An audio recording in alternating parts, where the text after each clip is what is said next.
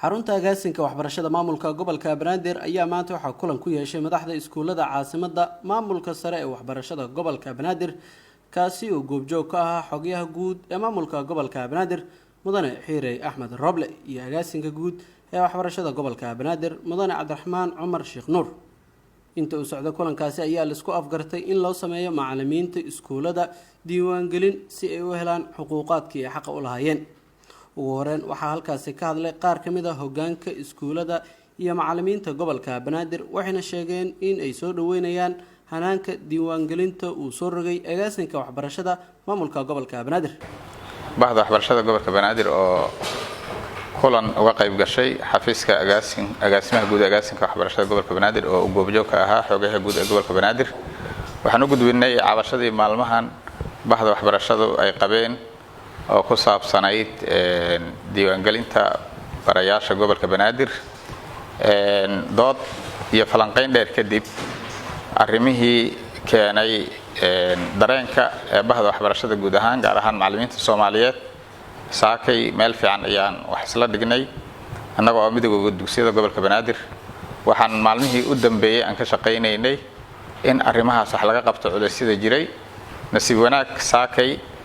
ayaa arrintaas aan isla garanay agaasinka waxbarashada gobolka Banaadir iyo xogayaha guud ee gobolka in culaysyadii jiray ee keenay in la muujiyo dareenka macallimiinta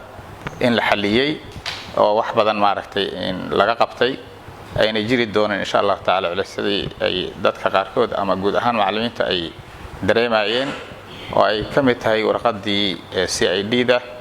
isla mar ahaantaana la tixgelin doono duruufaha dhaqaalaha ee macallimiinta Soomaaliyeed sidoo kale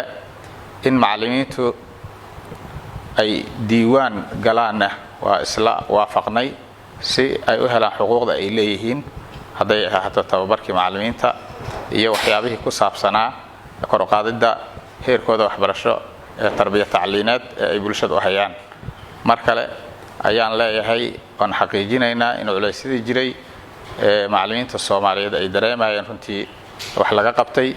annaga oo midowga dugsiyada gobolka Banaadir runtii iyo ururka macallimiinta Soomaaliyeed iyo bahda waxbarashada guud ahaan aan isu kaashanay si arrintaas irga aan uga muujino oo dareenkii macallimiintana aan u gudbino nasiib wanaagna waa la aqbalay waana la soo dhaweeyay dareenka macallimiinta waxaan rajaynaynaa insha Allah taala wixii dhimanay in ay si wanaagsan ku dhamaan doonaan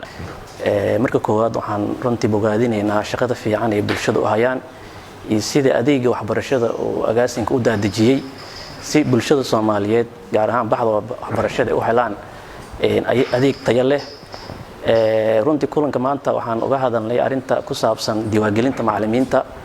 oo labadii isbuuc la soo dhaafay runtii ay walaac badan ka jirtay arintaas hadal heen fara badan waxaan isla qaadanay in arintaas muhiim ay tahay in la diiwaan geliyo macallimiinta si ay u helaan xuquuqdooda asaasiga ah haddii ahaa lahayd tababar iyo haddii ahaa lahayd ka warqab intaba door fiican oo qaataan tayada waxbarashada dalka gaar ahaan gobolka Banaadir iyadoo aan ku jirno runtii xaalado waxbarashadeena ay sameynayso horumar fara badan wadanka guud ahaan oo ka soo kabanayo runtii burbur muddo fog ah runtii arintaas agaasinka iyo bahda waxbarashada oo isla qaateen in macallimiinta la diiwaan geliyo inay muhiim tahay si arrimahaas oo dhan loo xaqiijiyo sidoo kale waxaan isla qaadanay in arinta qarashaadka maadaama ay culays badan muujiyeen in laga qafiifiyo arintaas oo ay runtii dhanka qarashaadka ah laga qafiifiyo ayadana isla qaadanay waxaan kaloo runtii isla qaadanay in ay arrimaha CID-da iyo arrimaha kaleeto oo ay macallimiinta ka cabanayaan runtii agaasinka arintaas wax ka qabanayo sida u dhaqsiyaha badan macallimiintana ay runtii arintaas ay ka warqabaan marka waa mahadsantihiin ururka macallimiinta qaranka Soomaaliyeed wuxuu mar walba soo dhaweynayaa sidii loo horumarin lahaa macallimiinta sidii loo diiwaan gelin lahaa sidii loo tayeyn lahaa runtii agaasinkana waa kaga mahad celinaynaa waxaan isugu keenay agaasinka waxbarashada gobolka Banaadir iyo xogaha guud waxaan ku kulannay xarunta agaasinka gobolka Banaadir waxaa laga wada hadlay in badan la wada falanqeeyay diiwaan gelinta macallimiinta ee gobolka Banaadir halkan waxaa isugu yimid maamulada iskuulaadka gobolka Banaadir isugu jira public iyo private. inta badan waxaa diiradda la saaray in laga shaqeeyo ama laga hadlo arrimaha diiwaangelinta. ka public ahaan anigoo u hadlaya magaca iskuulaadka publica waxaan caddaynaynaa aan xogogaal u nahay iskuulaadka publica macallimiinta ka shaqeeya guud ahaan inay diiwaangashan yihiin ay soo mareen wasaaradda waxbarashada gaar ahaan qaybta shaqada iyo shaqaalaha iyo agaasinka waxbarashada intaba inay ka diiwaangashan yihiin. sidaas si lamidana maanta meeshan waxaa la isku waafaqay in la diiwaangeliyo macallimiinta dhiman ee barayfatka. xogayaha guud ee maamulka gobolka Banaadir Mudane Xiiray Axmed Rooble oo halkaasi ka hadlay ayaa sheegay in dhammaan macallimiinta iskuulada gobolka Banaadir la diiwaan gelin doono si ay u helaan xuquuqda tababarada iyo tayeenta xaq ay ugu leeyihiin gobolka Banaadir.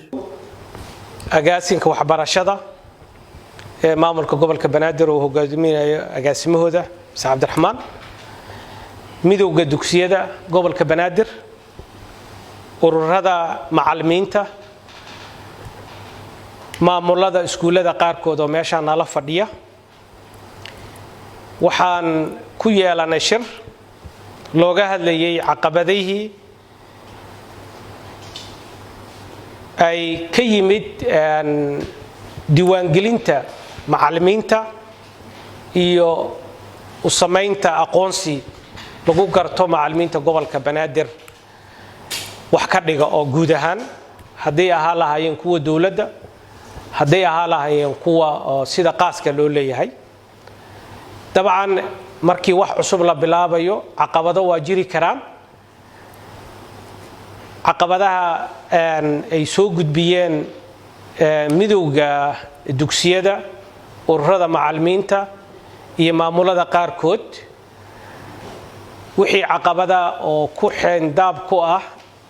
diiwaangelinta macallimiinta iyo aqoonsi u samayn waa kala hadalnay inaan maaragtay aan xalino. laakiin waxaan isla wada qaadanay dhammaan inay muhiim tahay si loo hormariyo waxbarashadan gobolka Banaadir uu la soo wareegay in macallimiinta gobolka Banaadir si xuquuq u helaan, si aqoontooda loo kordhiyo, in la diiwaan geliyo guud ahaan macallimiinta ka dhiga dugsiyada gobolka Banaadir. maamulada dugsiyada waxay sheegeen iyo maaragtay midowga inay jiraan caqabad ka haysatay CID-da. arrimahaasna waan ka xalli doonaa insha Allah, waana arrin farsamo wixii ku aadan qaybta CID-da markii warqadda dambi la'aanta ay ka oo macallinka uu ka doonanayo waa ka xalli doonaa insha Allah. ka maamul gobol Banaadir ayaan hawshaas mas'uuliyad iskaga saari doonaa. ayagana waxaa laga rabaa inay macallimiintoodii iyo maaragtay dadkii mas'uulka ka ahayeen inay u sheegaan in maaragtay la isla wada qaatay in macallimiinta gobolka Banaadir la diiwaan geliyo. kulankani ayaa qayb ka ah qorshayaasha gudoomiyaha gobolka Banaadir ahna duqa magaalada Muqdisho Mudane Cumar Maxamuud Maxamed Cumar Finish ugu talagalay kor u qaadida iyo tayeenta macallimiinta gobolka Banaadir. Abbas Maxamed Nuur